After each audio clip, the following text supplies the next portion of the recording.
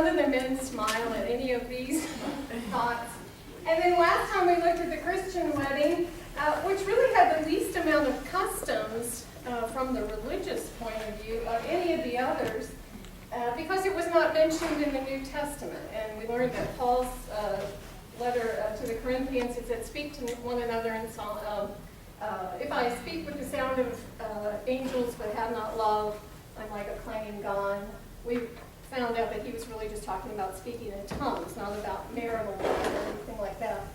And we also sort of picked up the Disney Queen and the Honor Me beauty pageant, which America has become famous for, the wonders of marketing and how we're all taught that you have this spectacle where you are the queen of the universe, and the poor husband is just a missing piece of the puzzle that you're waiting to find somewhere along the line. And then today we'll look at the Hindu wedding and its customs and traditions and free choice, or do you actually have free choice? And in music, we learned that we are influenced greatly by royalty, at least in America, by English royalty. After the Civil War, when the country was recovering from that in America, we were transfixed by the wedding of Princess Victoria, daughter of Queen Victoria, as time passed on. And she was the one that gave us the custom of Here Comes the Bride, dun, dun, dun, dun, dun, dun, dun, and the There Goes the Bride, da, da, da, da, da, da, da, which has become very popular in Christian weddings, although not allowed in the Roman Catholic tradition. And in the latter part of the 20th century, we became transfixed by the wedding of Princess Diana to Prince William, Prince Charles. And so the music used in that ceremony became very popular in modern weddings, and the same happened after William and Kate were married. We saw that music get a resurgence. So today, we welcome first Padmarani Kantu, who will talk to us about Hindu weddings, and then Dr. Kathy Stalling from our faculty will talk about free choice. Would you join me in welcoming?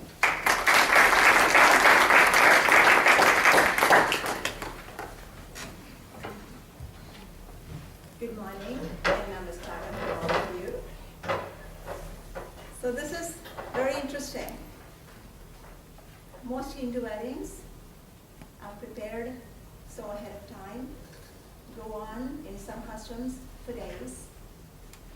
To compress all of that within a very short time is a very interesting challenge that you threw my way. So I'm going to have a lot of fun trying to explain all this within a very short time. I've given her a whole lengthy explanation. Those who are interested, I'm sure can write Yes, your if you name sign up on this sheet before you leave, if you would like the full Hindu ceremony, I'd be happy to email it to you. Each part of the ceremony means a whole lot. So since you will be getting that, I'm going to go ahead and tell you what happens before, during, and a little after. How do you find your bride, or how do you find your bridegroom? In the traditional way, there are people who are called matchmakers. And when a young lady comes of age, and the parents say, okay, it's time to get our daughter married. And it's the parents' customary, the parents' responsibility then.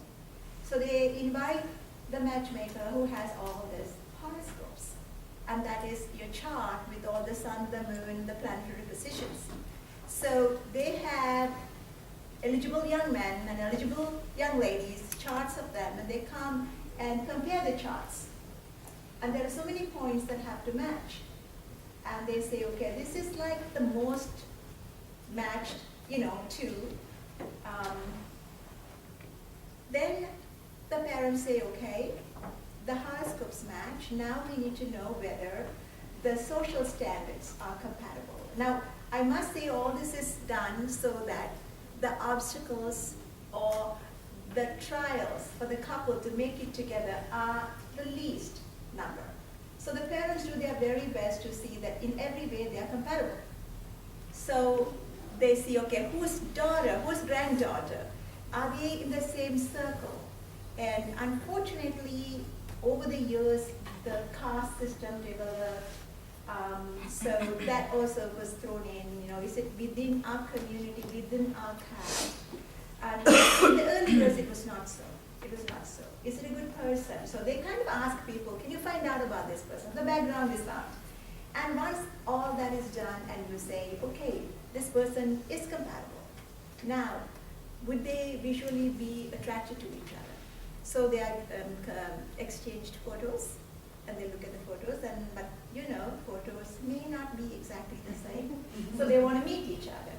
So the first meeting is not a formal meeting.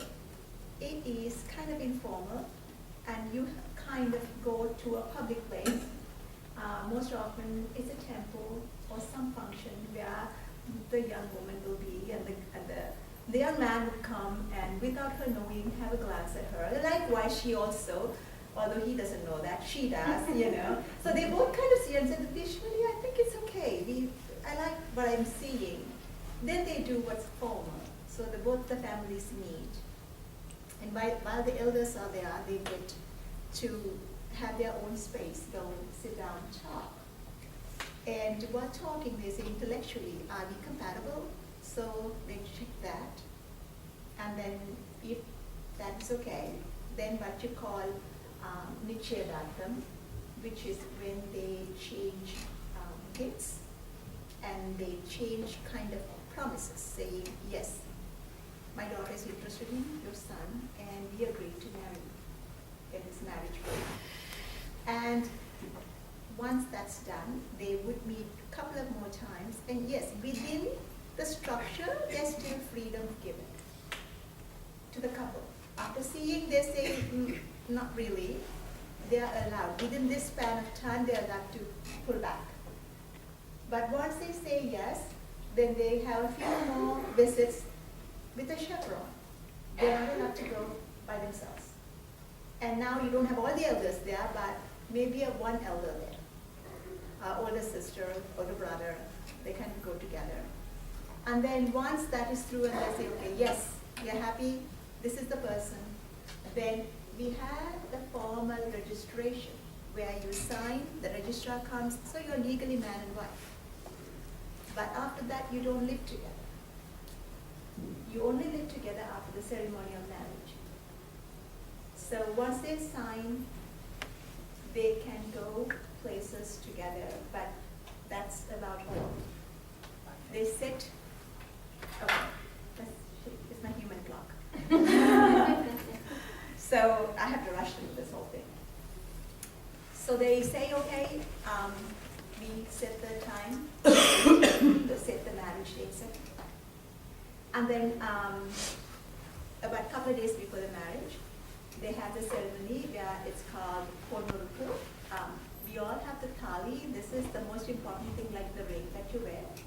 And they have to melt the gold. So in the bridegroom's house, they melt the gold. And it's a ceremonious affair.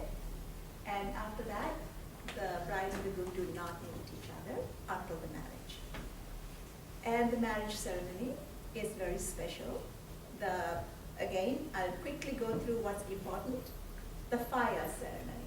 The fire is a sign of purification and benediction at the same time. So it purifies, it burns away all the sins, and it also, blesses you. So the center is the fire, and they offer everything to the fire. And the bride and the groom are seated up a little bit. They are elevated to the god or the goddess level.